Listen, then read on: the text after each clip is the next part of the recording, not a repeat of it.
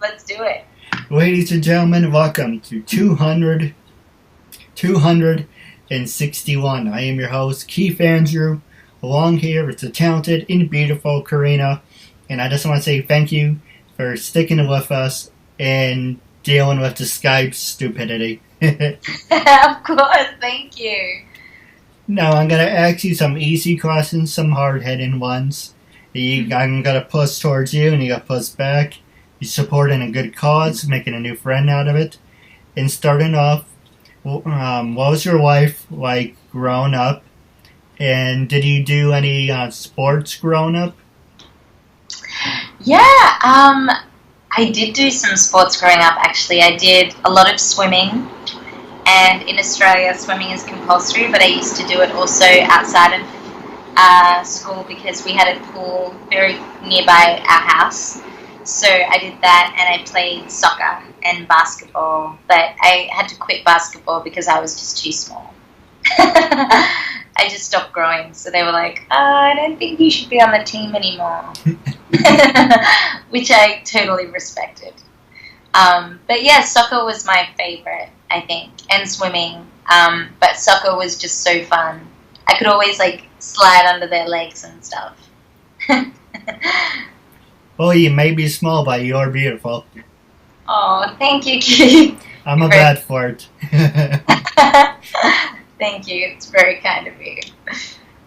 Yeah. Now, what about high school and college? Did you go to high school and college in the States, number one? And were you a study nerd or party animal? Oh, wow. I went to high school in Australia, in Sydney. I went to a Catholic college, all-girls school. And then I went to university in Singapore, actually. And that was great. And I was there for 5 years. And I was not a party animal. I was a very diligent student. You could say a little hermit crab. But I went out when I could. But I was very passionate about the work I did. And I was working 5 jobs at the time, so even if I wanted to be a party animal, I couldn't afford it. That's what I like to say. But yeah, I'm also pretty quiet most of the time. Bit of a homebody. Yeah. Well, if you, I don't know, just saying, if you ever want to do a skit, you'd probably be perfect to play one of those, the schoolgirls. I don't know if I'm quite as young as that anymore, but yeah, no, schoolgirls, why not? I mean, I can play anything. Yeah. Now, the last easy question I'm going to ask you, then we can go on to another subject, and I'm going to pass it to you, is did you ever get the chance to do one of those human pyramids, or you're not a human pyramid person?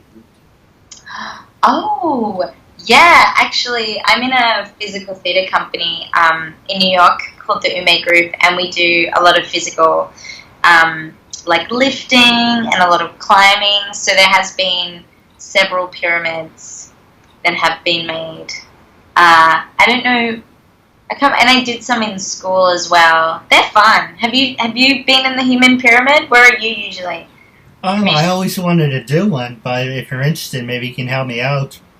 Yeah, come down to the Ume Group. We'll get some pyramids going. Well, it's kind of funny we should talk about it. I'm working on my own record. I'm trying to get some people within the area together. Would you be interested in helping me out? Yeah, sure. What kind of record? Of course. I was very interested in the Guinness Book of World Records. Now I'm trying to set a YouTube record. So I'm trying to get as many girls together to do a 20 or maybe a 30 woman pyramid, or it doesn't any number, and the more you have, the more of a record it is. And there's different types of different pyramids and everything. And I was wondering, if you would be interested in helping me out. Sure, yeah, of course. I'm in. Human pyramids. I'd love that. I appreciate it. I'm a bad flirt, and I'm a loser, but I love that stuff, and I always wanted to do one.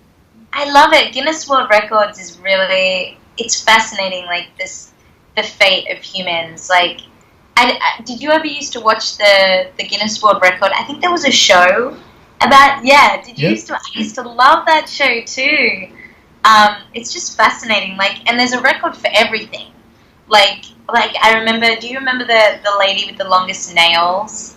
I Right. think she had like, they were curled and like the longest beard, and they had like the creepy ones, and then they had the like the really amazing ones that are like, you know, the longest swim or around the ocean. Like, just the human body is amazing, and the human spirit is incredible. So it always.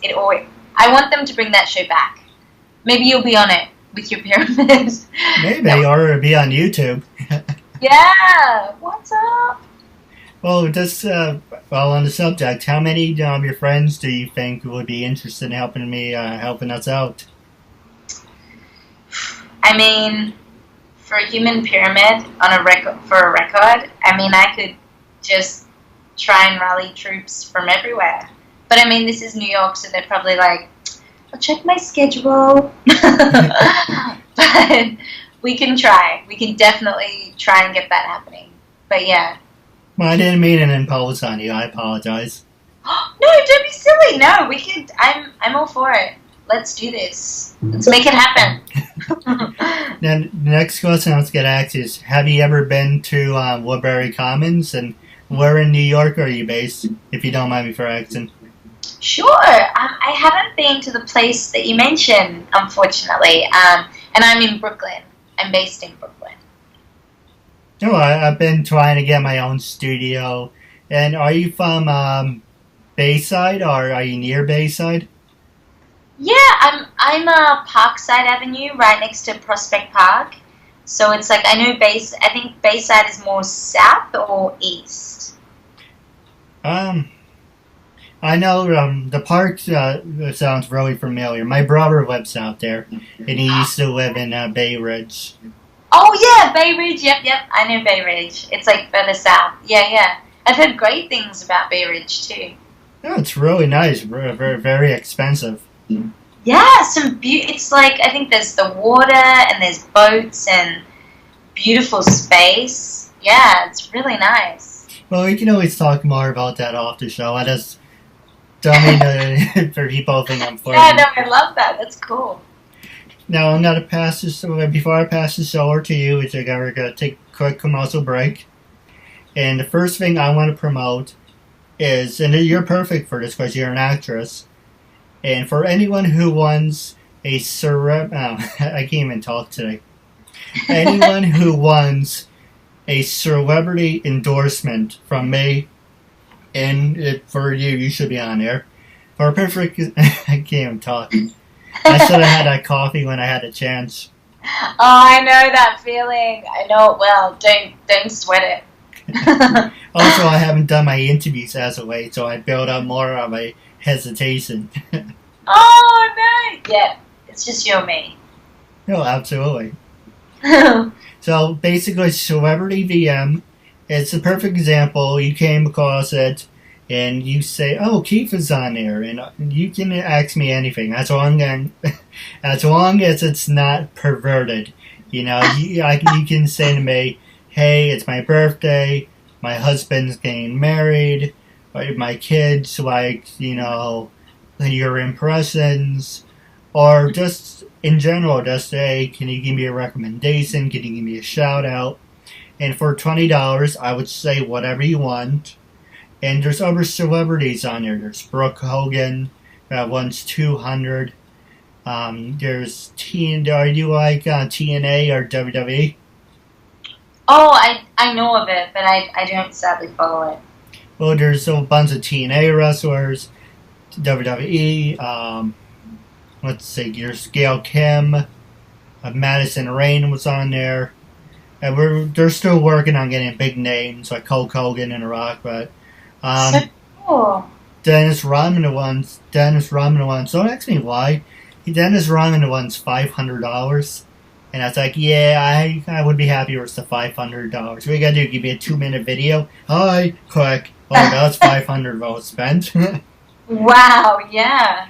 So basically, the cheapest it's basically for me, and for you would be like $20. You can ask for whatever you want, but there's people up there like Dennis Rodman about $500 for video. It's kind of like, first off, who has that type of money? And it's kind of like, what, you got to pay $500 for a, I don't know, 2-minute video? It's kind of like, it's ridiculous.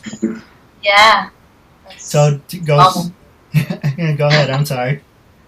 No, I was just saying he's bold. He's like, That's true. dropping it down. But you should definitely be on there. What is your fan base? I bet you have a lot of following. Oh, but I don't know about that. I'm keep to myself a lot. I don't really. I mean, social media. I have my Facebook and my Instagram, but I don't have a website and so forth. But yeah, I don't know. I'm not really working towards celebrity kind of status as such, but I love celebrities and what they bring, and some of them are like, I love them and learn from them and look up to them. So yeah, but I don't have one of my own, a fan base as such. Not like you, Keith. You have many. We did mention that you're on Twitter, and well, that's another subject I can ask you afterwards when we come back. And the last thing I'm going to promote is 2 things. One, do you have a dog? I do. There's a website called barkbox.com. We got it. It's the best. Well, we're on it. Well, what's your perfect? Let's do like an example. When you get your BarkBox, what do you get? Because I tell people you get a toy, you get a shirt, you get an accessory, and you get treats. So it's what do you get? Yeah, we get 2 toys, we get 2 bags of treats, and we usually get like a bone or like a chew of some kind. It's amazing. He loves it. Now, for people who want BarkBox, and I think the cheapest one's $14 a month. Oh, it's insanely cheap. I cannot fathom how cheap it is. I think it's incredible. So get your BarkBox on today. Yes, BarkBox all the way. And the last one is, does your husband like WooQuates.com? Ooh, I don't know. There's a bunch of other ones. There's WooQuates. There's Level Up. There's the 80s box. That's really cool. They give you old 80s stuff. There's one in the 90s. There's one of the old video games. So WooQuates. I'm sorry, I didn't mean to interrupt. No. I was just exclamation point. So WooQuates, you have a choice. It's the same thing, $14 a month for each one. But there's the DX box, there's the normal one, and you can get monthly payments. You can get shirts, just plain shirts, socks. If you just you have a sock fetish for whatever reason, you can just get socks. There's an underwear one. There's just toys, or you get a trying to find a word for it, a barrage of different ones. It's a toy, shirt, pants, multiple ones, but you can choose. Each box has its own theme. And now WWE, it's joining the bandwagon, and they had their own WooQuate box. Very cool. Very cool. Now going back from the commercial, is when you first got your BarkBox, how did you feel? How did you come across it? And after you answer this question, I'm going to pass the show over to you, so you can ask me anything you want. Oh, very cool. Okay, BarkBox. We got our first BarkBox, I think it was 2 months ago, and we heard about it from a gentleman named Nat, who we walk our dog with in the morning. He was raving about it, so we naturally listened to him because he's awesome. And it felt great. It was so, I love to spoil Louie, my dog. But I was spending, outrageous amounts of, $40 sometimes a week on getting him treats and getting him a chew because he's pretty big. But yeah, it felt amazing. It was like, wow, we didn't have to, first of all, we didn't have to go out and sort out this stuff. It's delivered. And secondly, you get so much bang for your buck. It's crazy. So yeah, and then, so now it's over to me, to you. Yep.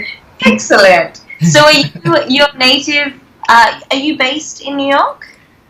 I wouldn't say I'm a New Yorker. I'm more, let's say, from where you are, from where I am, it's going east. So it's near West Point, near, let's see, you take the freeway. So I guess where I am, like said, I recently started a new job and I haven't done my interviews as of late. So I'm like, this whole thing. Congratulations on the new job. What is the new job? Oh, I work at Saks Avenue. Whoa! Well. Hey, how are you finding it? I used to be a cashier at a local store, and I don't know, I left there. It's a whole long story. Didn't like the fact that I had a learning disability and all that. But, I went over there and I was like, well, Saks Avenue is hiring for cashiers. Well, I would like to be cashier. And so basically the guy, to make it a long story short, the guy was impressed with my interview skills. And he's like, well, we're not hiring you right now because we don't need any cashiers. We need people for overnight. I went for another job. Basically, they weren't hiring people. They wanted overnight. It's like, well, I don't drive, and so I can't. Funny enough, as soon as I walked out of that store, my phone rings, and my friend says to me, would you be interested in operations? And he said, I said, yeah, sure. It's a short hour shift, but it's like 4 hours a day. But, I've been working like 10 to 5. Tomorrow I do like an 8 to 5.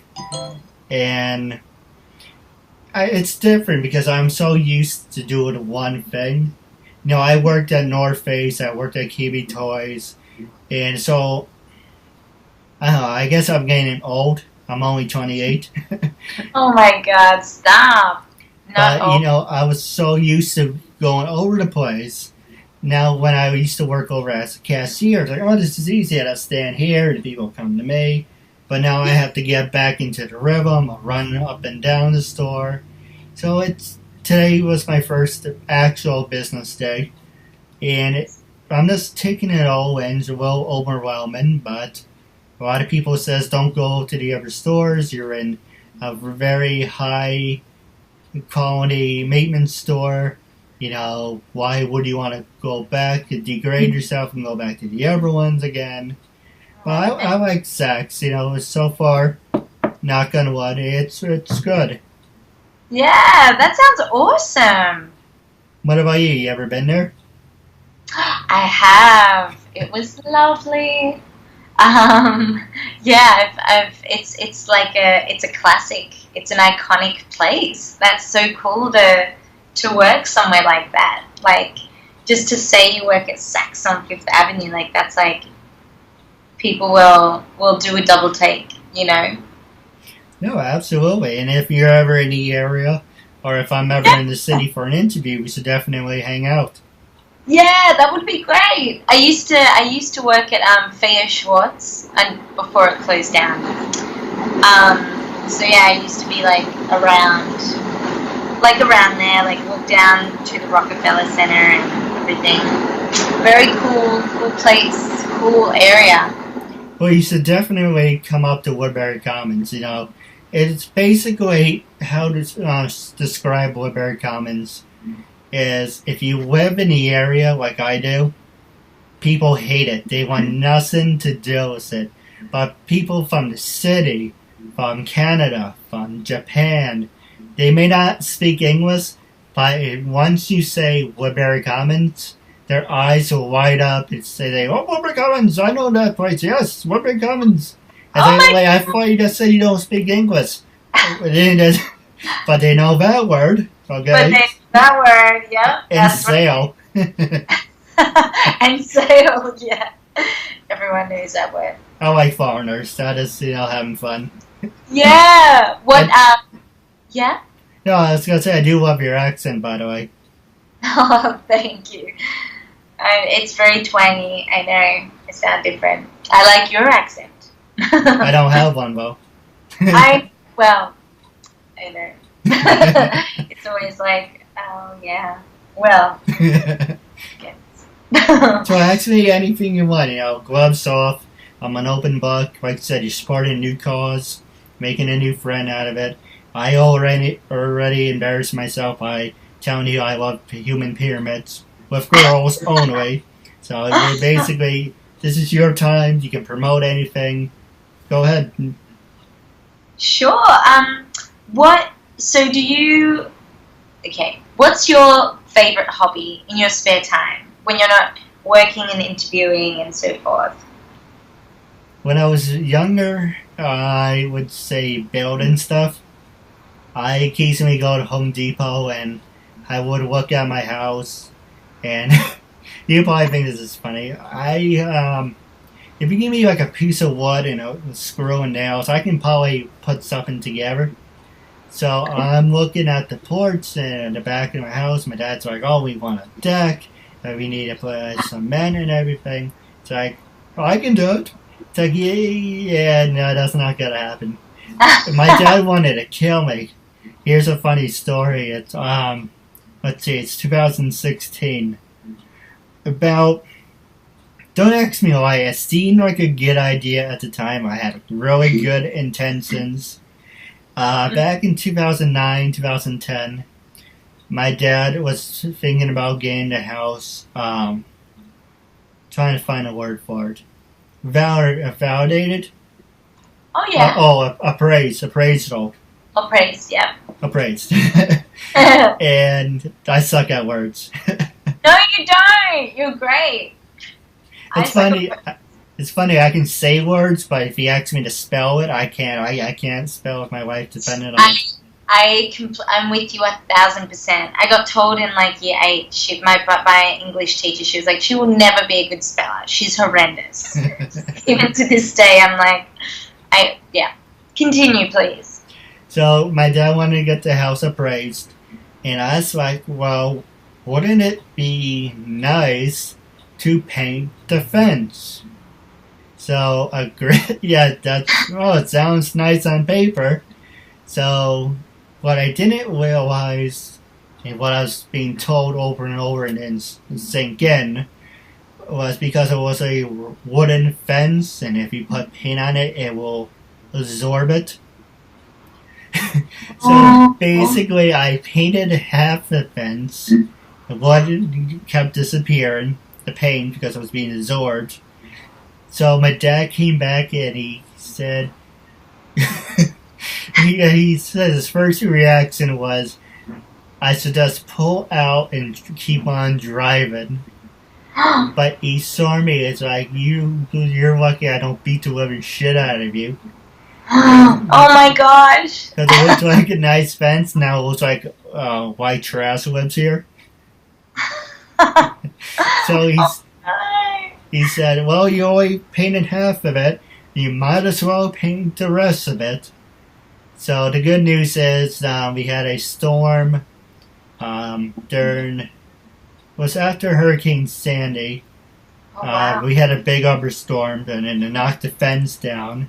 So well, we need a new fence anyway. So I paid about, I gave my dad like $300 towards my mistake, and I paid towards the new fence. I shouldn't have painted, but I wanted to make him surprised. But unfortunately, that was the surprising. Oh no! I do stupid things, and not like, I'm going to do something retarded today. Excuse me. I'm going to do something stupid today. And it's... No, you didn't know. You didn't know that would happen. My mom said when I came in, I painted the fence. I hope you didn't. But I want to show you, it's pretty permissible. My mom came out, oh my god, your father's gonna kill you. Oh no, you were just doing a really good thing. You had good intentions. Like, there's nothing silly about that. No, what about you? You ever do anything stupid, but now you look back, you laugh at it? Oh my god, every day. I mean, there's so many things. Like, yes, I think it's a human. I fall over a lot. Like, I'm a real klutz. Like, I think the first date of me and my husband's one very, very unfortunate thing that happened. He loved it. I didn't.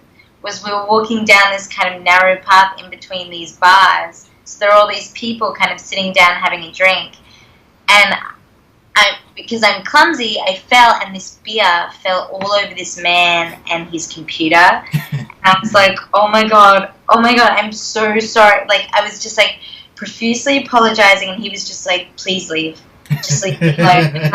I'm so sorry. I was like, I'll pay you out. And he was like, just leave me. Just leave. And I was just like, oh my god.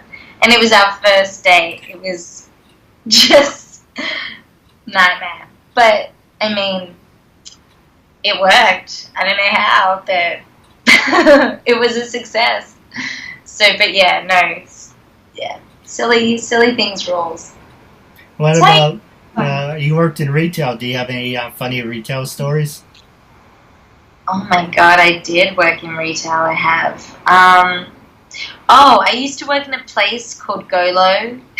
It was like a bargain place, and we used to have people like stealing all the time. And there was this one lady where she stole like maybe 50 bottles of shampoo in her bag, and it was like I saw her kind of walk out of the store, and I was like, oh my god, there's like 50 bottles of shampoo.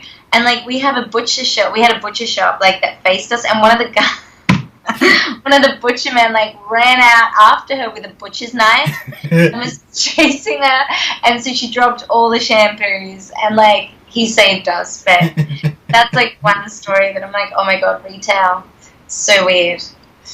Yeah. How about you? Any stories so far from your shops that you worked at as a cashier? Well, I got two of them. Just talking about the talk show, I remembered there's this wrestler called Rob Van Dam, or Mr. RVD. Oh. Basically, he had his own show, and I didn't tell my dad I was calling in. And because I don't have to explain myself when I do something. Yeah. So basically, I was on the phone, and my dad was banging at the door. Why you not open the door? And I said to Robin, it's like, oh, now we have Keith, Andrew, or Keith, blah blah blah, on the phone. I said, can you hold on? Can you hold on for a second? And they disconnected me, and they said, do you believe this freaking guy? He calls our show. We put him on the air, and he says, can you hold on? Oh my god! Dang! When was that? 2010. That's pretty funny. Actually, I got another funny story, but I can tell you afterwards, after the show. But the last funny thing I do want to pass up, then this is your time after all, is basically actually two funny stories. Well, not really funny story. The first one is more of a funny statement.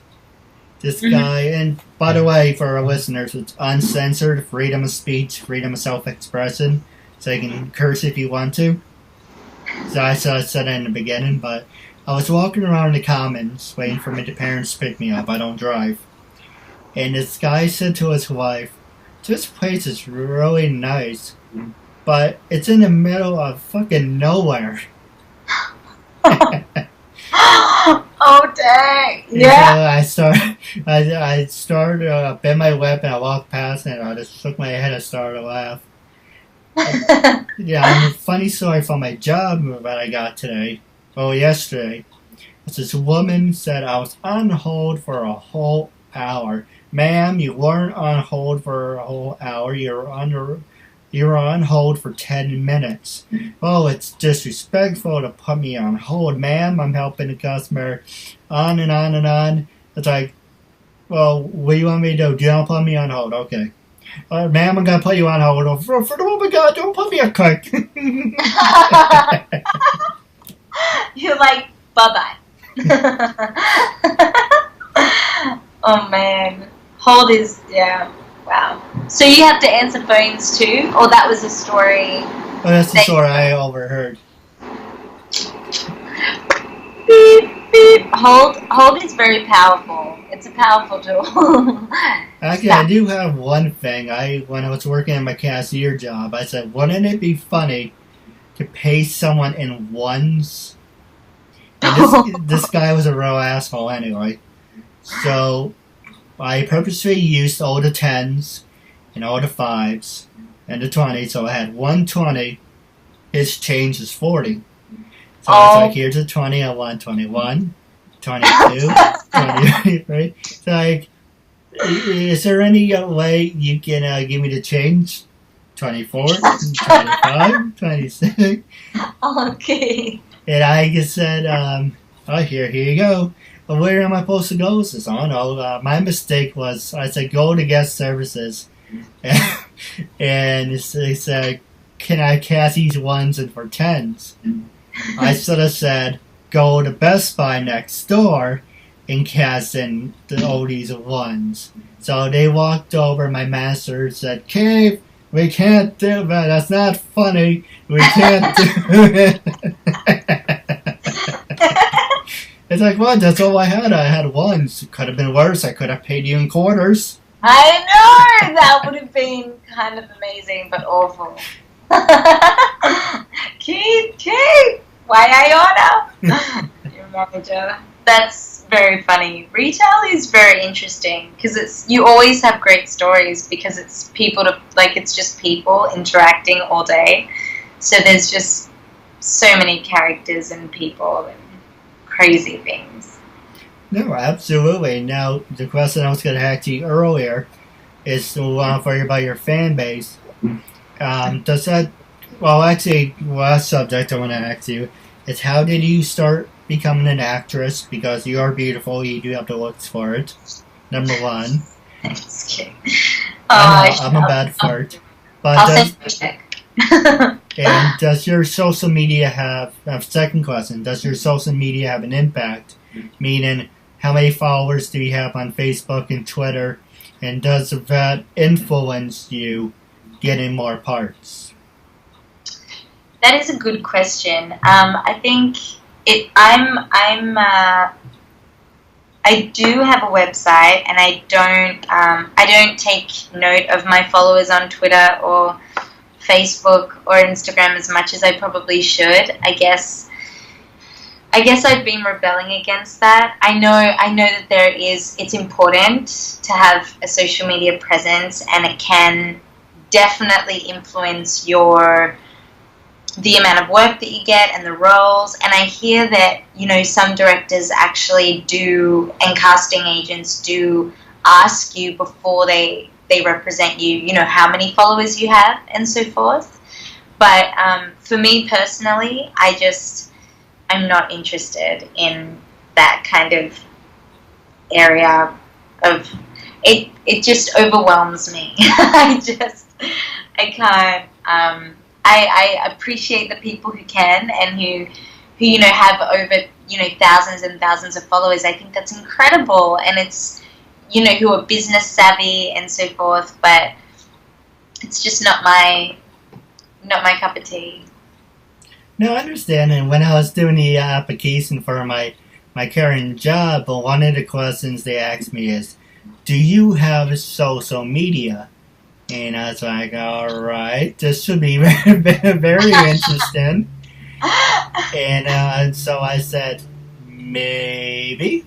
And it's like, well, if I had to choose to work in retail or do this, I said it once, and I'm going to say it 100 times. 1,000 times. I want to do this until I die. and I swear to God on my life, I want to do this until I die. I'm very passionate about my talk show. I got the chance to make you as a new friend. I got a chance to meet you and make you as a new friend.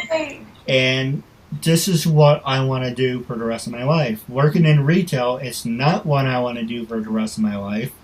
Mm-hmm. I use a lot of people as an inspiration. They think I'm ass kissers. But I'm just saying that I was labeled as handicapped or retarded, and I was never going to amount to anything. But this is my way of showing you, hey, you like to, handcuff me, or put me on a leash or the glass ceiling, but I'm going to show you I can still amount to something, and that labels do not dictate who you are and who you're going to be. Amen. I just want to acknowledge you, Keith, and say how inspiring you are, and that your passion and your fire for what you do is so incredible, and it really touches me, and I'm really happy I got to meet you and make you as a friend. And I'll be following you and being a fan, one of your many fans in your fan base. But I'm so inspired by you and your mission, and I know that you'll go far, and I know that you're already growing, and you'll continue to, because you're so passionate and you're so warm and genuine and friendly and just so curious about other people. I know that it will only get as big as your heart. So keep going. I hope so. Yeah, I know so. It's how the universe works. It's a law. So good on you. Now, wrapping up our talk show segment, I do have a couple questions for you afterwards, for off the air. Sure. It's now wrapping up. When I first approached you, I talked to this from Bill O'Reilly, so all rights go to the factor. Going on the record, when I first approached you, what was your honest opinion of me? And after being a guest on my talk show, how do you feel now? Oh, well, I believe when I first met you, you contacted me on Facebook, and so I hadn't had the pleasure of meeting you, so I looked you up and saw your profile and friended you and was like, woo! And then I saw your talk show and how I was like, wow, we have so many mutual friends.